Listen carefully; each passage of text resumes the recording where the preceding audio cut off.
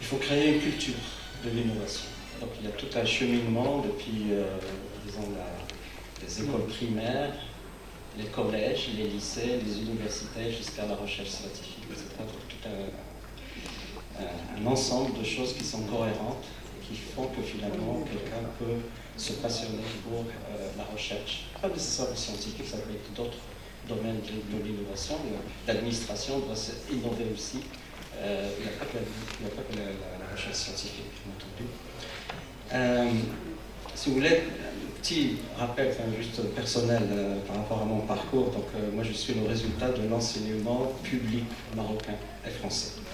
Donc, j'ai commencé mes études à Fès, dans le madaris ibtidaïa, puis le collège, le lycée de l'Église, à la Khayr.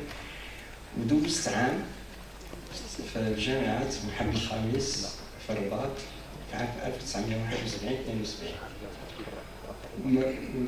Si je n'avais pas passé cette année-là à Rabat, je ne serais pas devant vous aujourd'hui. Après cette année, je suis allé faire des classes préparatoires en France qui m'ont permis justement d'entrer dans les écoles d'ingénieurs. Et grâce à cette année-là, j'étais toujours très à l'aise en mathématiques, en physique-chimie. À l'époque, donc je ne sais pas quelle est la situation aujourd'hui, l'enseignement des sciences, en particulier les mathématiques et la physique, était d'un très haut niveau. C'était excellent. J'espère que ça continue comme ça, mais c'est vrai qu'il y avait de la passion. Voilà. Et à propos de passion, personnellement, j'en ai deux. Une première, la passion pour mon pays, le Maroc, que j'aime. Et la deuxième passion, la passion pour la science. C'est des moteurs qui ont jalonné tout mon parcours scientifique jusqu'à aujourd'hui. Alors, l'innovation, en fait, ça commence par un sens de l'observation. Et dire pourquoi les choses sont comme ça. Pourquoi cette cuillère, elle a cette forme-là? Est-ce qu'on ne peut pas inventer une cuillère différente? Ça ne vient pas à l'esprit aux gens. Et c'est à partir du moment où on se pose des petites questions par rapport aux choses ordinaires qu'on voit tous les jours que des fois on a des idées qui peuvent être des idées qui perturbent le parcours. Les gens me connaissent par rapport à l'invention, à la co-invention, je ne suis pas seul, de la batterie qui est dans votre téléphone portable. Et c'est venu d'un incident. Un jour, je faisais un travail pratique dans un laboratoire de l'école d'électrochimie où un professeur m'avait engueulé, vraiment, parce que je voulais recharger une pile qui n'est pas rechargeable. Et je lui ai dit, expliquez-moi pourquoi elle ne se recharge pas. Il m'a dit, ça ne se recharge pas, vous n'avez pas, vous allez mettre le feu au laboratoire. Et cette idée-là a trotté dans ma tête jusqu'au jour où je me suis dit, tiens, il y a des batteries au lithium, il y a des piles au lithium dans les années 70 qui existaient, mais on ne pouvait pas les recharger. Et il fallait trouver la raison pour laquelle, et à partir de ça, on finit, avec un peu de chance, avec un peu de travail, à trouver une solution. Voilà.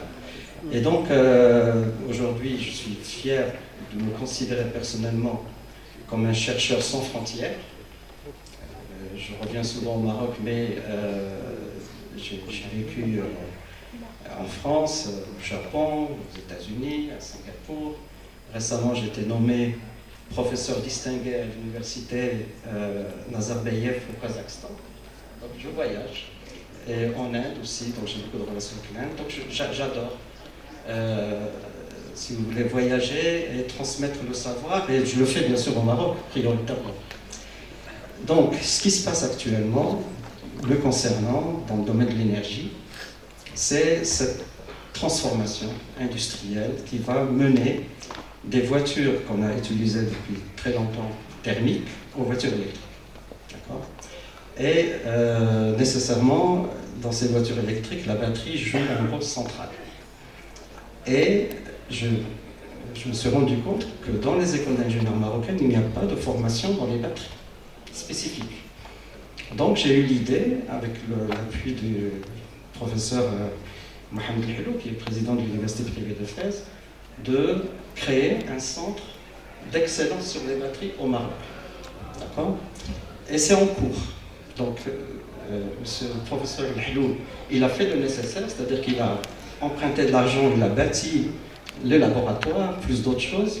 Et nous, il nous manque aujourd'hui les moyens d'amener des équipements qui vont être utilisés pour justement former les ingénieurs, les chercheurs du futur.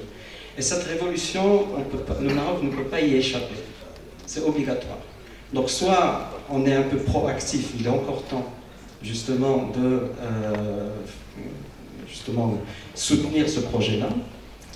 J'aimerais, là j'ai bientôt 70 ans, avant de prendre ma retraite définitive, parce que normalement je suis déjà retraité du Centre national de la recherche scientifique française, et avant de vraiment dire voilà, j'arrête tout, avoir à raconter un happy story, une histoire heureuse. Dire ben voilà, un Marocain qui est parti, qui est revenu, il a fait quelque chose qui sert la jeunesse, l'avenir, etc., dans un domaine qui est très porteur. Et je peux vous dire, dans le domaine des batteries au lithium, c'est une mine d'or aujourd'hui pour la recherche scientifique et pour l'innovation. Et je suis là pour justement servir, orienter, conseiller, éventuellement diriger. Voilà, je suis président du conseil scientifique de l'Université privée de Fès. J'ai d'autres qui sont en contact avec le Maroc. Tous les intervenants au début de la première séance me connaissent, je les connais, on s'est rencontrés physiquement, je parlais de ce projet. Et moi, mon appel aujourd'hui, aidez-nous, s'il vous plaît. Voilà.